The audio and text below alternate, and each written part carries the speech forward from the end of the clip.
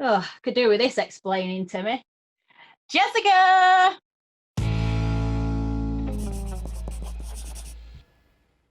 Welcome to Krocks in the Kitchen. I'm Jessica. And I'm Lisa. It's not Brian. We're taking over the show today. I have my copy of Health Span Solution here. I'm not sure how much I have read it and highlighted and all that. I'm not sure how good I'll be at explaining all the details to you, but I have friends who can definitely help us with that part. But you guys, I have a very special guest here and I'm so excited. Actually, when she told me, this was her idea. When she told me she wanted to do this, it was in the middle of the night. It was like 3 a.m. for me. I had woken up and of course she's over in England. So it was 9 a.m. there.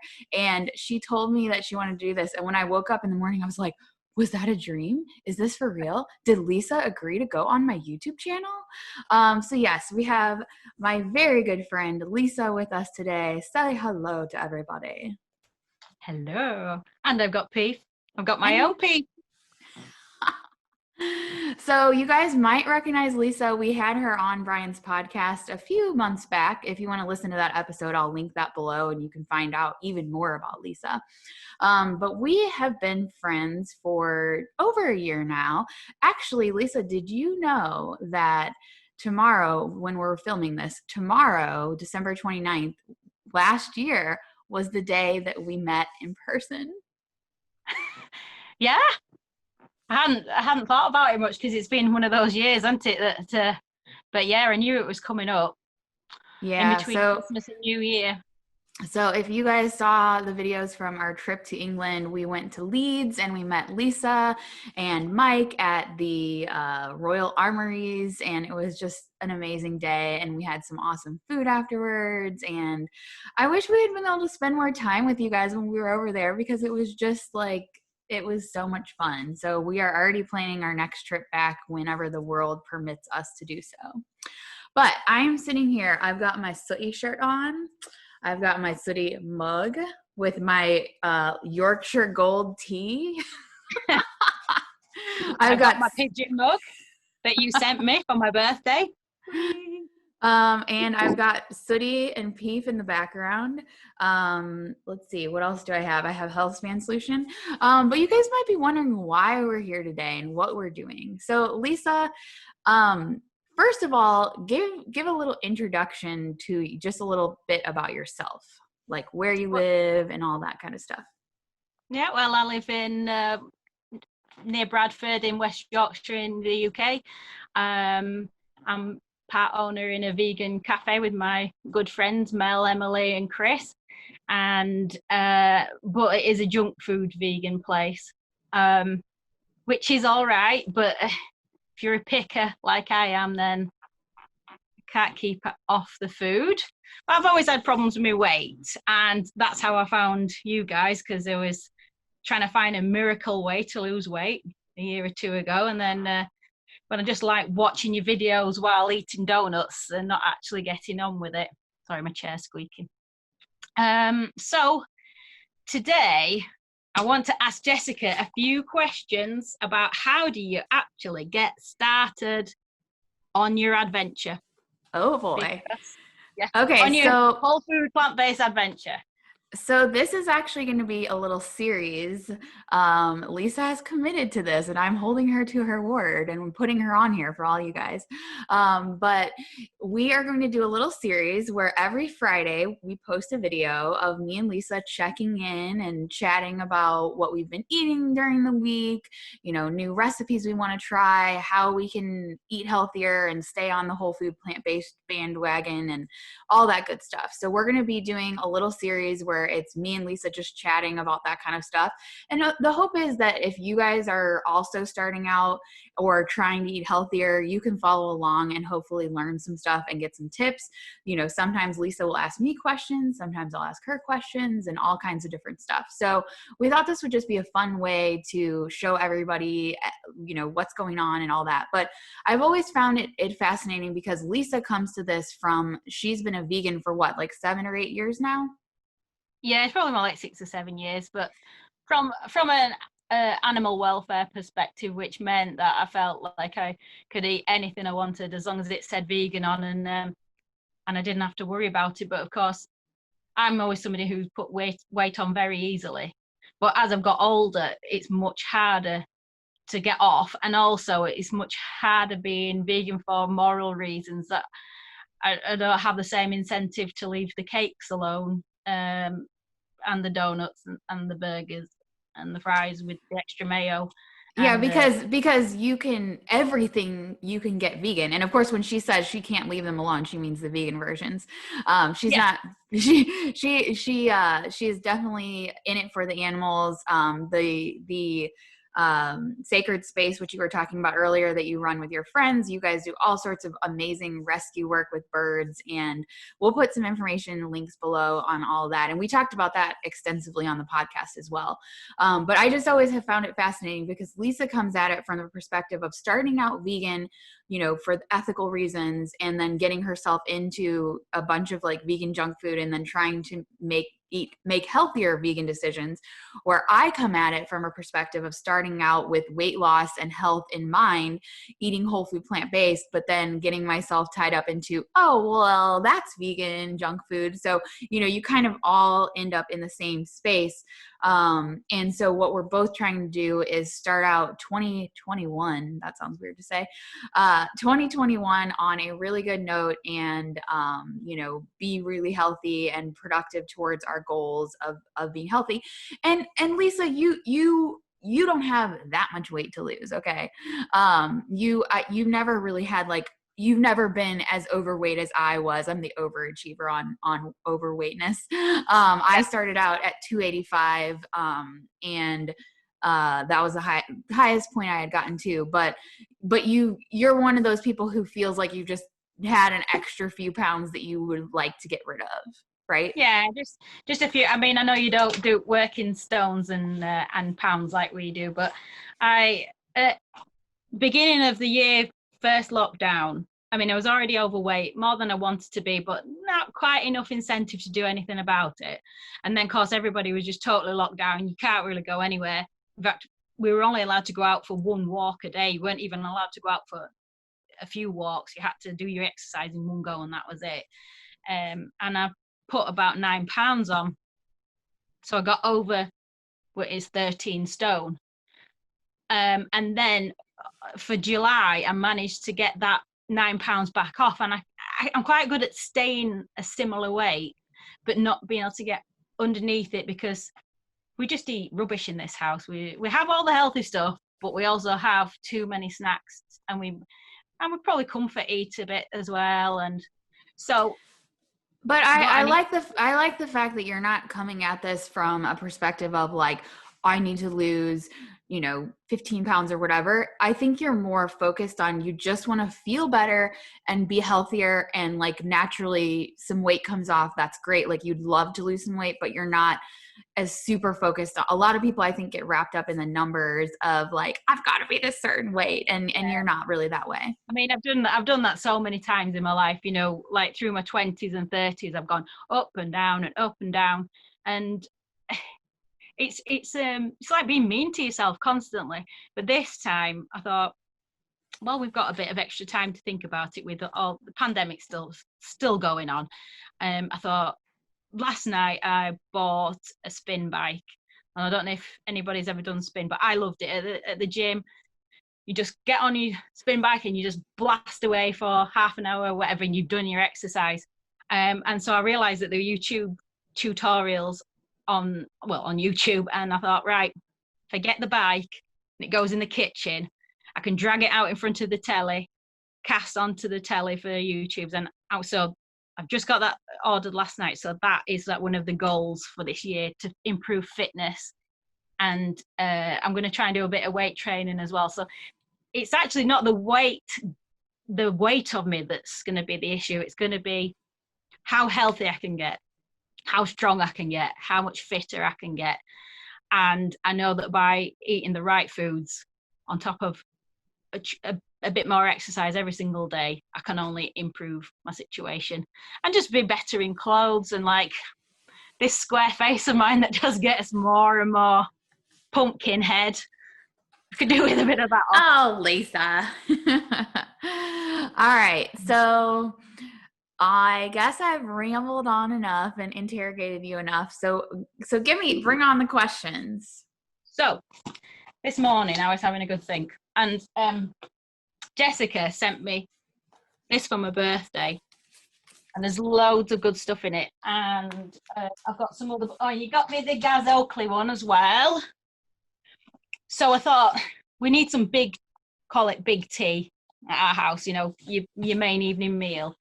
I need to probably slimify some of these, and I've also got the Bosch book as well. So I've got my questions. And so I was thinking, like, if I just went to eating only fruits and vegetables, I'm probably not going to last. This has got to be, I'm sort of looking at it for the month, but also then to carry on with the rest of my life. So I eat a lot of things like the fake meat stuff, which, like, unless it's covered in like breadcrumbs and has been fried to start with and then frozen, some of them are quite healthy to eat. So I still want to include them for the protein side of things. But I was wondering where you stood on the fake meat stuff.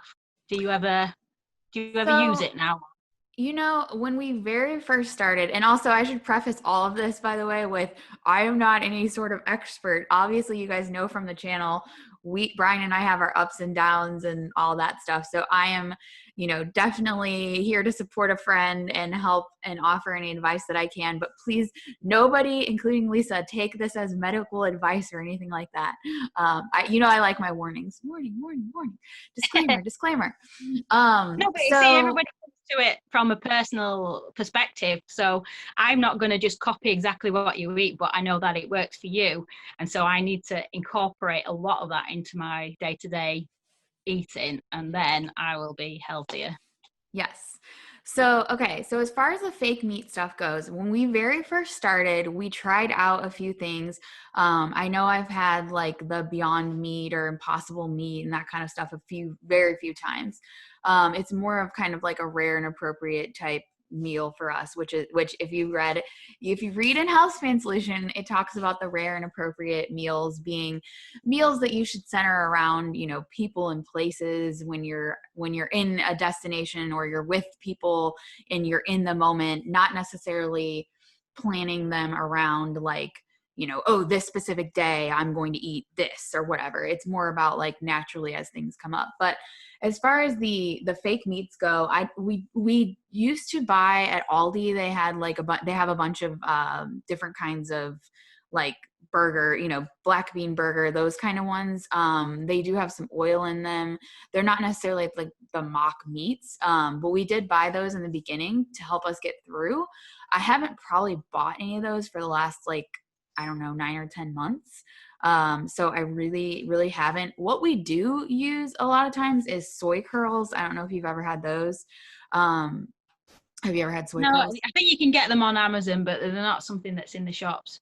But I was thinking of, like I use a lot of the fake mince and stuff, so I can make a spaghetti bolognese and a cottage pie or a curry or something. But I was thinking if I use a little bit less and add in more vegetables, but I'm thinking it's probably the oil and the sugar and the salt that's going to be the main things that I try and eliminate rather. Yes. So as far as that goes, so we will use like soy curls, but you do have to order them on Amazon as kind of like I don't know, when you cook them up a certain way and air fry them, they like taste like chicken and it's really weird.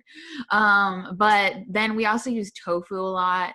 But as far as like a meat replacement in like a sauce or something like that, I find that riced cauliflower mixed in with a little bit of like walnuts or something like that, or even like pumpkin seeds, all those kind of, there's a few different recipes that I've made. I'll have to I'll put the links to them below and then I'll send them your way as well, Lisa, so you can try them out. But we've definitely made some sauces that have kind of that meaty texture to them, but don't actually have any of the fake like processed meats and stuff like that. Tell you what, when you grind walnuts up and put them into like a bolognese sauce and things, they taste amazingly. They take on like a weird base flavor that you only get from having natural meat in, and they seem to have that in. So I'll add walnuts to something to just give it like that extra flavor in the background. It's weird. It can be a bit, you have to cook them for a bit longer because obviously they're quite hard, but when I'm in like hardcore weight loss mode, which I should be at all times right now because I still need to lose a lot of weight, but I do limit the nuts to about 1 ounce per day. So I just have to be aware of that. Like if I'm eating a sauce that I've put some nuts into, I won't use a salad dressing that uses nuts and that kind of stuff. Because nuts are somewhere where you can really go overboard, and that, can definitely, a lot of people say that slows down their weight loss, definitely. But yeah, as far as that goes, that's definitely a great idea to kind of get that. Because all, if you think about it, like, when you're adding meat into a sauce, it's really not about, you're not tasting the meat. It's just adding that texture. And so that's all you're kind of trying to replicate, is that texture. Yeah. So another question I was going to ask was, do you find your microwave useful? And I have to say, these questions are not in any particular order. They're just how they spilled out of my frazzled brain. So a lot, I know you didn't have a microwave for the longest time, and you just got one again. Is that right? Yeah. I thought it might be useful starting jacket potatoes, but that's about all I can think of at this point. So, I mean, we use it to just heat up, like, we always have like giant Pyrex bowls of chili and all kinds of stuff in our refrigerator. And so we use it to heat up, that kind of stuff. I do have a pocket that I have a potato pocket that I can put my potatoes into and then put them in the microwave. And it works pretty well. As far as like actually cooking stuff, it's mainly just reheating leftovers, honestly. I would say, yeah. Oh, the one thing we use it for the microwave for a lot is we buy a lot of bags of frozen veggies. I don't know if I'm sure you guys have them over there where they're just in a bag that's already a steamable bag. And so that's one thing that I like to add in if I'm eating any kind of meal. Like I'll add in just a bag of frozen veg, like medley. It's what they call the California medley here. It's just broccoli, cauliflower, and carrots, and I'll just cook one of those up. It takes 5 minutes and add it in to that. So yeah, the microwave, I think that's the most useful thing I've gotten from the microwave. Yeah, our fridge freezer isn't anywhere near the size of yours, so I was thinking like the batch cooking side of things I won't be able to do in the same way, but I will. In my freezer, I'm just going to try and have lots of big bags of different vegetables, so I'm not just watching them rot for a start, and I can just take out as much as I want each time, and it's quite a quick way to cook. I've got a big wok as well, so if I kind of stir fry stuff or I want to cook anything, I tend to use that, but I'm going to get as many different types of vegetables as I can and jam them in the freezer. But yeah, I wish I could batch cook like you do. But one thing I was going to ask as well, when you do all these salads and you do them for the whole of the week, or the hummus and things, do you ever think by Friday it's going a bit like, and you can't be bothered to eat it because it's a bit sad looking, or does it seem to be okay? So the hummus actually that hummus and chili and stuff, like I find those stay good for at least a week. If I know I'm not going to use them up within a week, I'll put them in the freezer. But as far as the salad stuff goes, people ask all the time, like, how do you keep your salad stuff fresh? So we don't actually make them as salads. We make them as like the individual components. So we'll have like a bowl of, like, I can show you. Hold on. Stand by. Live from the fridge. Yesterday I shredded carrots. So literally it's like I just have a giant Pyrex bowl of carrots that are shredded, and I keep everything individually. And so it stays really fresh. I also use a technique where I'll like use some washcloths to like pat out any extra liquid and stuff like that, because that's the thing. the moisture is what will get you. Like if you cut up bell peppers and stuff like that, they can get really soggy, but I always make sure I pad out the moisture, and I keep an eye on them throughout the week.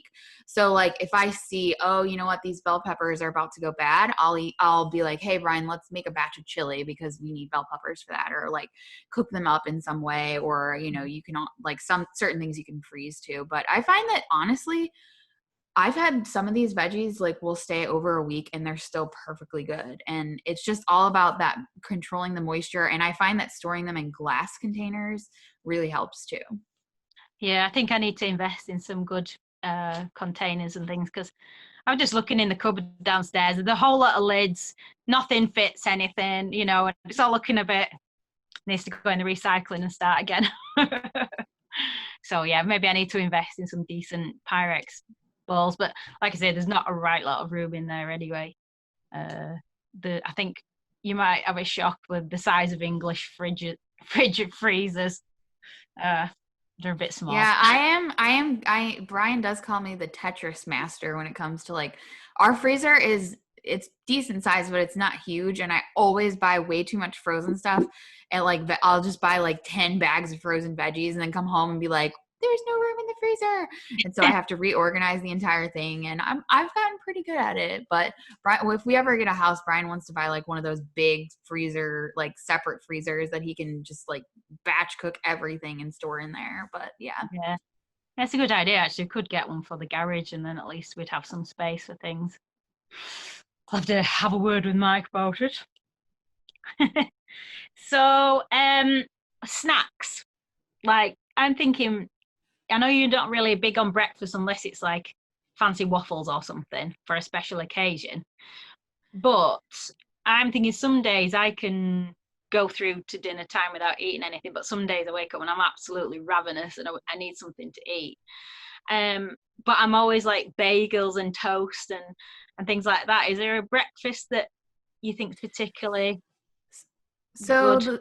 I have actually, so since we've gotten back to basics with our, like, when we got like completely off track and we've been trying to get back to like what we originally did. Originally I actually would eat a bowl of fruit for breakfast, and I haven't been doing that. I've actually been eating a bowl of oatmeal. So I just take like half a cup of like, I don't know if you guys call, or yours are labeled the same over there, but it's just like old fashioned rolled oats, half a cup of that, like 2/3 a cup of water, mix it together. Oh, that's what I use my microwave for. I actually microwave Good that. idea.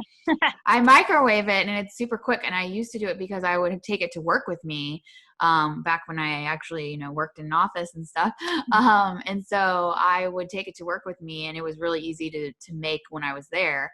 And then I add in a banana to sweeten it up, and I'll add in like some berries or some other stuff. So I'll link to the blog post where I kind of explain how I make that oatmeal below. But yeah, it's definitely, so usually I've been getting up around like 8 o'clock or so, and then by like 10 or 11 I'm pretty hungry, and so I'll eat that as like my first meal of the day.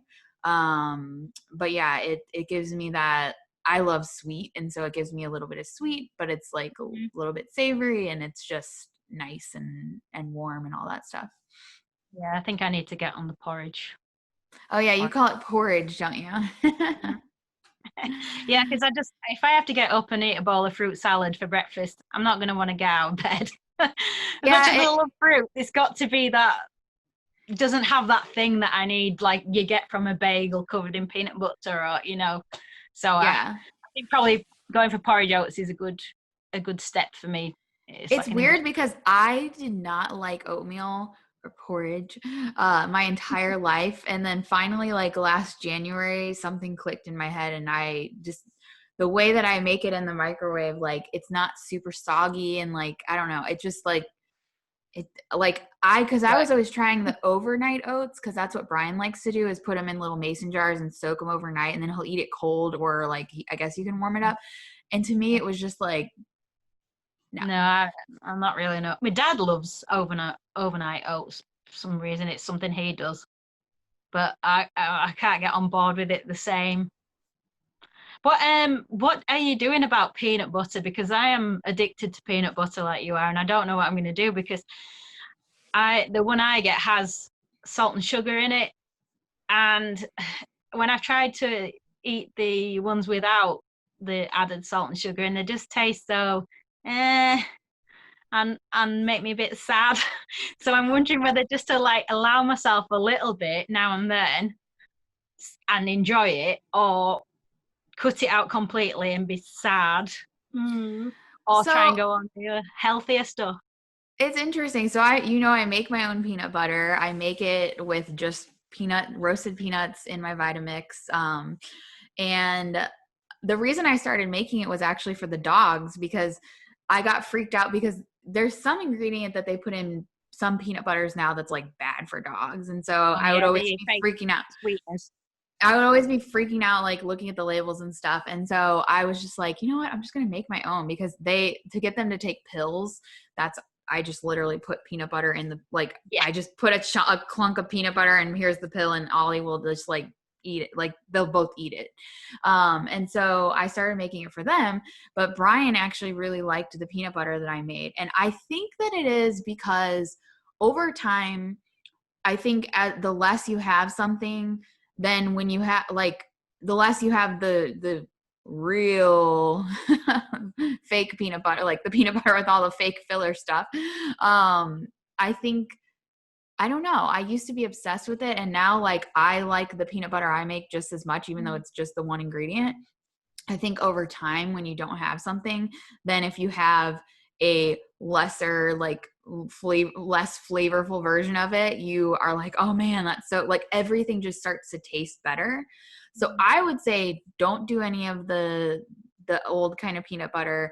Stay off of it for a while, and then maybe try, a one ingredient or very simple ingredient version. I know you can buy some in the shops that are more simple. But right now we're not doing peanut butter or any kind of nut butters really. It's just too easy to go overboard with it. So we're kind of like saying, okay, not like we're never going to have it again, but my favorite thing, Ray Cronice, co-author of Health Span Solution, actually said to us was, say not now. So like, it's not like you're never going to have it again, but like right now it just doesn't align with the goals that you have, your health goals, all that kind of stuff. You know that it's going to derail you. So like, I'm not going to do it right now. So I made some peanut butter a few months ago for Ollie taking a pill, and I always make like a giant batch. So honestly, like ours is in our freezer right now. All right, you can freeze it. Yeah, you can freeze it. So that I have it in the freezer, the homemade ones that we have, so that, and I got some out the other day because I made some cookies on our Christmas live stream and I needed some peanut butter for it. And I asked Brian, I said, do you want me to put this back in the freezer or do you want me to leave it in the fridge? And he said, put it back in the freezer, because we're not going to eat it. If you have to like wait for it to thaw out and all that stuff, you're not going to just go in the fridge and be like, ooh, let me eat some peanut butter. So that's kind of my philosophy on it.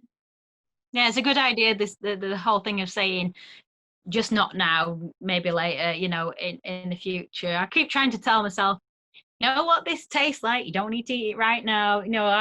I get so obsessed with food, and I just have to remind myself that I've eaten these things before. Doesn't mean say I've got to eat them right now. Yes, that is a huge. Get control of my brain. That is a huge key for me, because like I get in my head, like, I've got to have this now. I've got to have this now. It's like, okay, no, I don't actually need it right now. But the other thing for me, I'm obsessed with Reese's. I talk about it all the time, peanut butter cups and all that. Well, one of our viewers, Gloria, not to call you out, sent us a letter, and she described something that happened one time when she bought a Reese's Christmas tree, and it was extremely disgusting. I'm not going to scar you with it, but there was something that wasn't meant to be in it when she opened it. So now that pretty much like eliminate, now every time I see a Reese's, I'm like, oh yeah, I don't want that now. So thanks, Gloria, for helping Tell me about it later, and then I can use it as well. Yes, I'll tell you about it later. I'm not gonna scar everyone on the channel, but you can use your imaginations. But yeah, that pretty much did it for me. So thank you, Gloria, for real. Yeah, sometimes you just need to think of things in a slightly different way and just help you a little bit. So are you ready for another question? Yes.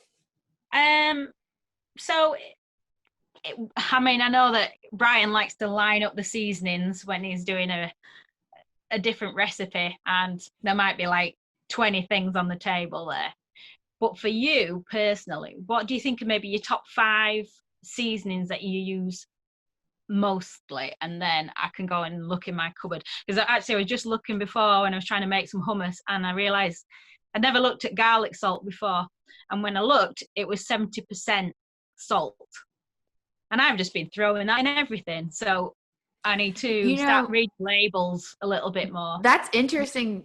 Interesting point. So Brian and I did not realize until we actually have some spices that we bought when we were in England, I think at like an Asda or something. And because we spent like half of our trip there in grocery stores. Got the Tesco and the Sainsbury's and the M&S and the we hit them all.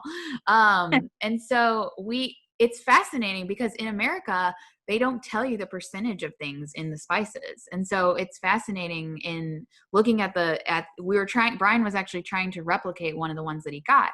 And we're like, I did a big math equation because it's like, oh, it's 7% this, 10% that, well, that, which in America, you just get like a list and you have no idea what percentage of salt or anything like that. But for me personally, from the spice cabinet, what I use the most often, smoked paprika is my favorite one, because it just adds like a little smokiness, and I like a good smokiness to stuff. I don't know if you guys have available smoked paprika. If not, I'll send you some. No, we've got plenty. There's some in the cupboard downstairs, and I will buy it. Smoked paprika is like, I'll add that to like a tomato sauce or that kind of stuff, and it just adds like that little extra depth of flavor. I use a ton of garlic powder and onion powder. Of course, those are like, just straight garlic and onion powder. Something like this chili powder blend. So a lot of people who make our chili are like, oh my gosh, it's going to be so spicy. You put a half a cup or quarter cup of chili powder in it. So this is chili pepper, onion, garlic. This one actually has cocoa powder, which is very unusual. Oregano, red pepper, cumin, cinnamon, cloves. That's like having the whole seasonings to make like a chili. Yes. Chili. So this one's like chili powder, cumin, oregano, coriander, garlic, allspice, cloves. So yeah, these kind of like chili powder blends are really useful for just like, obviously making chili, which we make a lot of chili here. So I guess that would be one of mine. Okay, so I need one more. What else do I like to use? I don't know. Do you use much nutritional yeast at all? I do. I usually put it in my salads. I like to mix the dressing into my salads first and then add a bit of nutritional yeast after I add the dressing. And it kind of like, I don't know, if the dressing's too watery or something, it kind of like soaks it up, and I don't know, it just makes it nice. I also use a lot of different like pepper blends I've been experimenting with. So I had one that was like black pepper, but it also had some like dried like bell pepper kind of stuff in there and that kind of thing.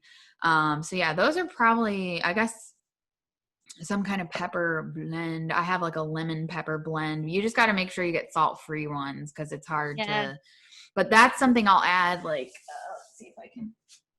I think getting the seasonings without salt is going to be probably one of the trickiest things to find.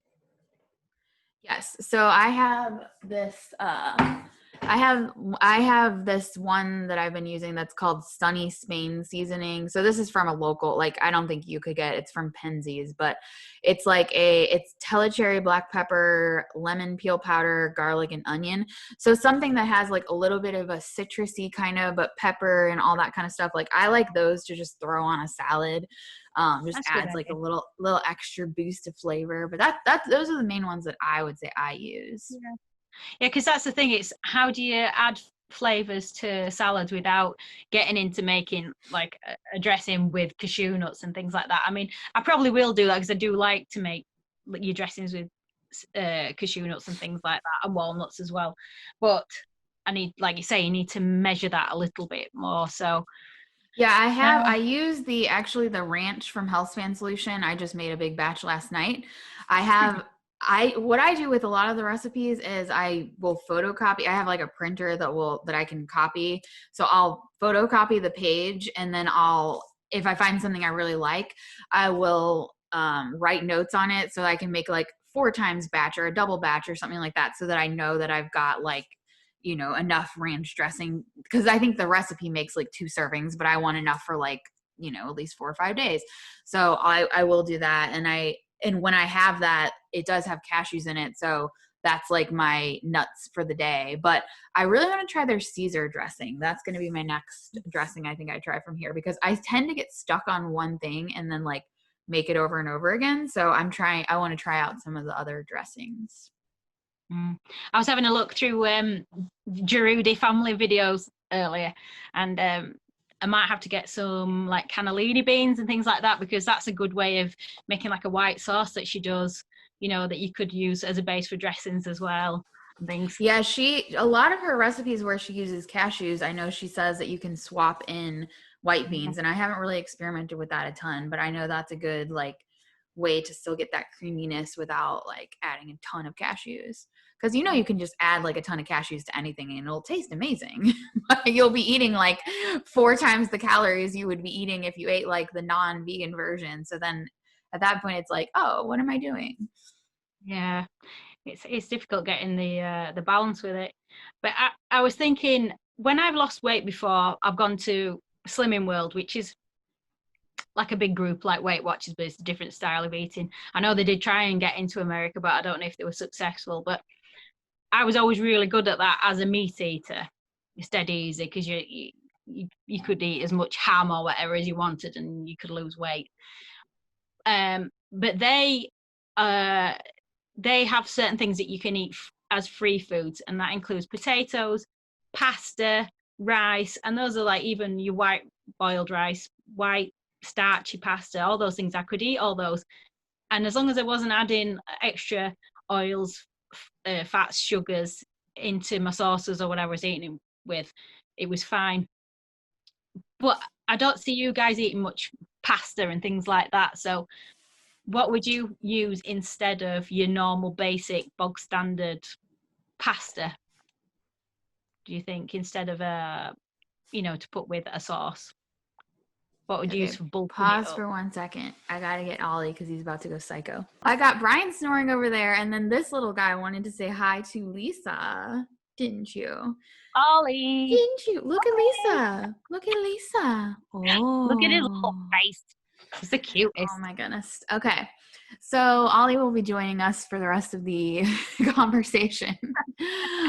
Okay. So as far as pasta goes, so the plan that we originally started following was from the book Eat to Live by Dr. Joel Fuhrman. And in that book, it outlines a 6-week plan for maximum weight loss, which is what we've been just following. A lot of people follow it for 6 weeks because that's all the weight they need to lose. They lose their weight and then they go into maintenance mode. Well, Brian and I obviously had a lot more than 6 weeks worth of weight to lose. So we just sort of like kept doing it and kept kind of following those guidelines. Of course, over time, we definitely, adapted them to our needs and what we were wanting to do. So, so we don't exactly follow them super strict, but we follow them still as a general base. And it outlines categories of things that are unlimited, some things that are limited, and then some things that are completely off limits. So your grains, whole grains, and starchy vegetables are all in one category. So things like potatoes, pasta, and you would want like, the most whole grain version of anything you could find. Your bread, which would be like a sprouted grain bread, Ezekiel bread is what we use. Or any of that kind of stuff all goes in one category, oatmeal and your oats and all that stuff too. And so the plan is, in the plan, you're supposed to get 1 cup of cooked whole grains or starchy vegetables total per day.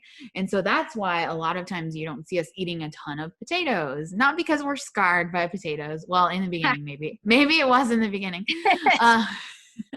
But maybe a little bit. That's why you don't see us eating a ton of potatoes or pasta or that kind of stuff, because we really try to limit to 1 cup of cooked, grains or starchy veg per day. And usually I will use it on, I'll have like a whole wheat pita and then like a half a cup of oatmeal or something like that. Like those are usually what I use that on. And so, pasta can get a bit tricky. We in the beginning, we did try eating a lot of like bean pastas because Mhm. beans are technically unlimited on the plan. But when you think about it, you're like processing the beans down, like it's a lot more calorie dense than just eating the beans if you're eating the bean pasta. So we just kind of tend to avoid that for the most part and reserve like pasta dishes for like a special occasion type dish or something like that. Mm. I've seen like red lentil pasta and Tesco up the road. I might get some to try it because I think if I go too extreme, I'll not stick to it. So I've kind of got to wiggle away that I'm doing a hell of a lot better, but I can actually keep going with it then in long term. Yes. So maybe if I I try some think of that and also maybe measure out the amount of pasta I eat, because I will just dump it all in and then I've got like a giant bowl and I'll probably 700 calories worth of pasta on its own, before you put a yeah. sauce on. So if I And try and we don't count calories, but I do always say like when we do have something like that where it's it's pasta or something like that, that's the one time when we do measure out like what a portion of pasta would be and that kind of stuff, and try to be a little bit more careful about it. Mhm. I like the point you make. If you go too extreme with certain things, like Brian and I obviously went really extreme with the potato thing and all that, but we were like so desperate and we needed to lose so much weight. We just had to do something. The other point I should make is the plan that we follow is meant for maximum weight loss mode. And so when you're just trying to maintain, maybe lose a few pounds here or there, I feel like as long as it's not the majority of your meals, I feel like having, trying to have a healthier version of pasta, maybe Mhm. when you make it, add in more veggies than you normally would have, that kind of stuff, is probably a better way to go than to try to completely eliminate it altogether. Yeah, I think maybe what I might do is like have a measured amount of the pasta if I can get the better stuff as well. Because thing is, you start going to health food shops and things here, stuff starts to cost like a lot more money. So, I need to keep it, as reasonable as possible. So, if I like to keep green beans in the like long green beans in the freezer. So maybe if I like put a handful of those in to sort of bulk up the pasta situation, and then like the sauce on top, things like that's probably because then like the green beans is kind of like pasta shape sort of. Yeah, the other thing I like doing is spaghetti squash as like a pasta.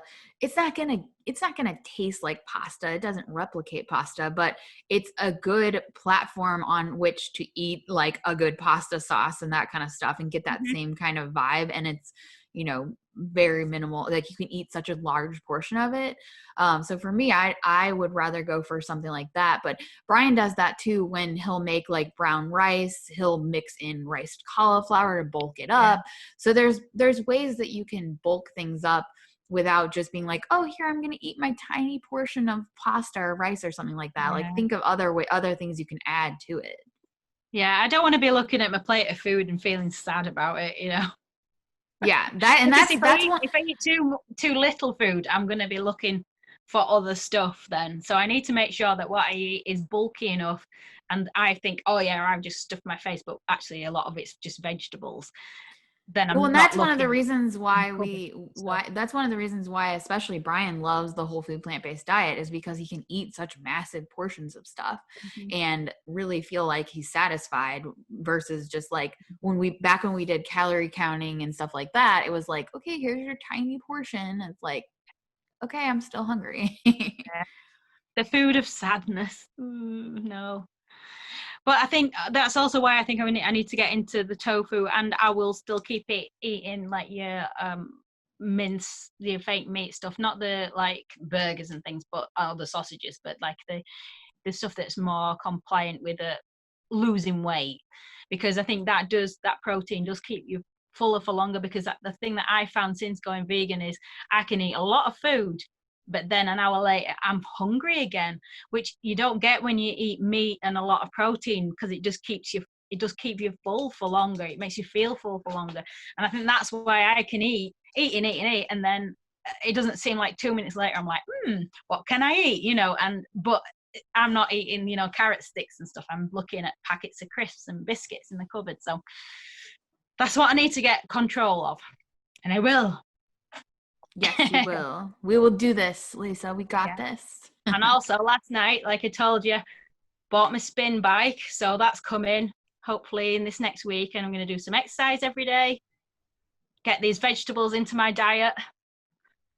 Yeah, I need to definitely do more walking. Like that needs to be my goal in 2021, because I sort of like get in and out of the habit of going on like really long walks. And the problem is I like to go on really, really long walks, and these puppies.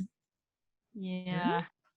Ollie's got like a thing with his spine where when he goes on too long of walks, he gets like really messed up, and Scout has like an issue with her paw that gets messed up. And so it's like, I need to be able to go on like a 20-minute walk with them, and then like keep walking, just take them back home, and then go on my own walk.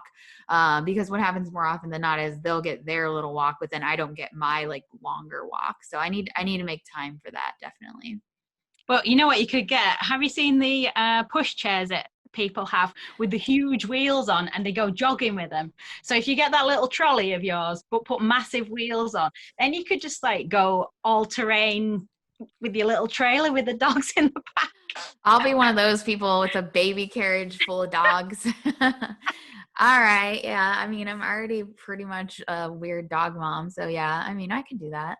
Ollie does like going in my grocery cart wagon. Like he loves when I push him around. Yeah, that's in that, what I meant, the little wagon. Yeah, he loves when I push him around in that thing. Like he's obsessed with it. And people look at me like, you're weird. I'm like, he likes it. I don't know what to tell you. Yeah, just get some massive tires on it, and you're good to go. So I think I've pretty much covered all the things that I wanted to ask you, really. Okay. So, well, I know that this one has been a little longer, but I feel like Lisa had some really, really good questions. And I hopefully this has helped you guys out who maybe have the same questions. But the goal here is that, we've sort of laid the foundation for what Lisa wants to do.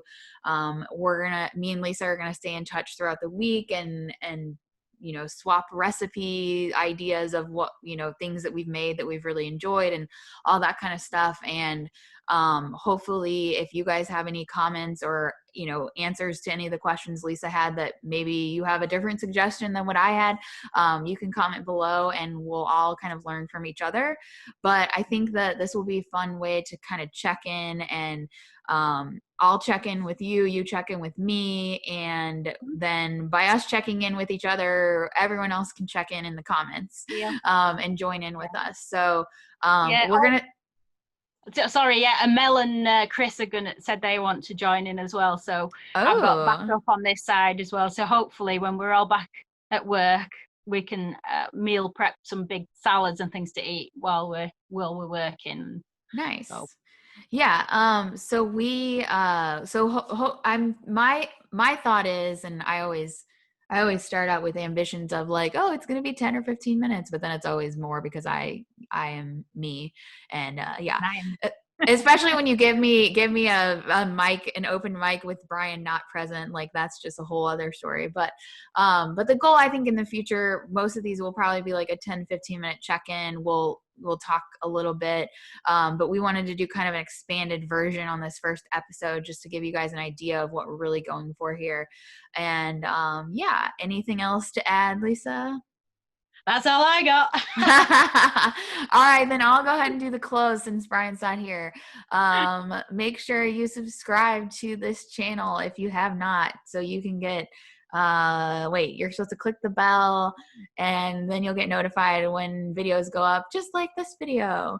What else does Brian usually say? Social media. We're on Instagram, we're on Facebook. I need to get another 2021 goal needs to be organizing our Pinterest, because every time I go on Pinterest, it's like, you have this many thousand followers on here and like all these views. And I'm like, wait, I don't even log into Pinterest. So I need to I've go. not much idea about Pinterest. I need to go on there because people are using our Pinterest and I am not like updating it. So yes, check us out on social media. Definitely. It's the best way to reach us and ask us questions. Give the video a like, thumbs up, or you can give it a thumbs down if you hate us and you just are like, this is rubbish, as Lisa might say. Let's see. I think that's all I got. And that's definitely all Lisa's got. Yeah. So we will see you next time on Krocks in the Kitchen, minus Brian plus Lisa. Bye. Bye.